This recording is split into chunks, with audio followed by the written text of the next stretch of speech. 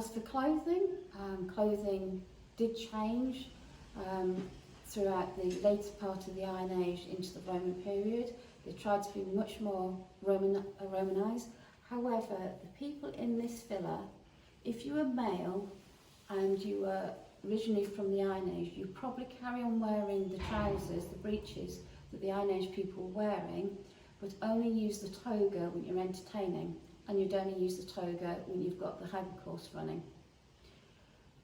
The ladies' fashion changed as well, but again, the toga type dress of the Romans would have only been used inside the villa, not out and about. They would have just used very similar to that of the late Iron Age clothing.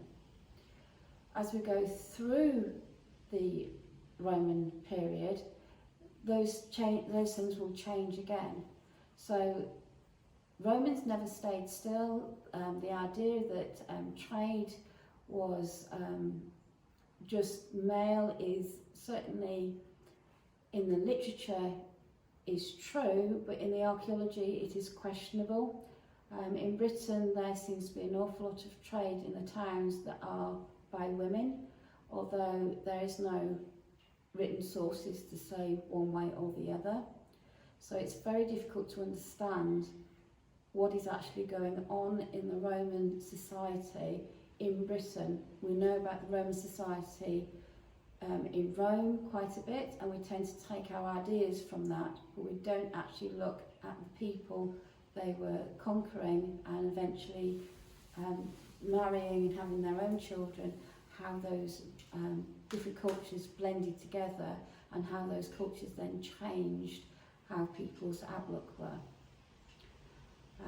We have the next room along is our posh room. It has the mosaic inside. The mosaic has taken quite a long time to do. It's been hand done and it is an experimental piece. The original is in Winchester Museum.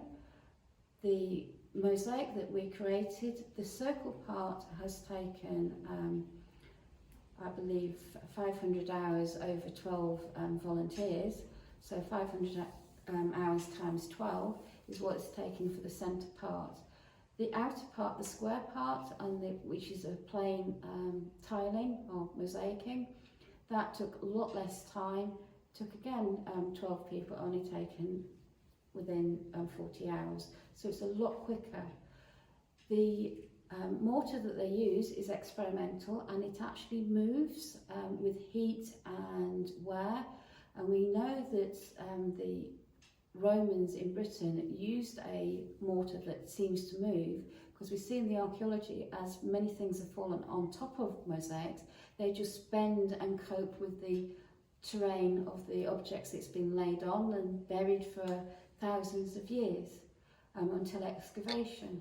So we do see an awful lot of things that we've tried out how it works. The further room along again, we have another 2 rooms. The other 2 rooms are just rooms set up. You can use them for, again, further entertaining, or just relaxing, or as a study, or anything like that. And we've created it so that it interacts. We've also put a little bit of a kitchen in there, although the kitchen would have their own wing entirely, because you don't want to burn the villa down. So that's all I can really say about the villa. You would have different types of windows. You'd have open gaps with shutters of different shapes and sizes, and you'll have some windows that would have glass in them. And just to have a little bit of interest, that windows is a Saxon word that just means a fairy hole. So windows was not actually a thing for the Romans. It was just a opening that was covered in glass.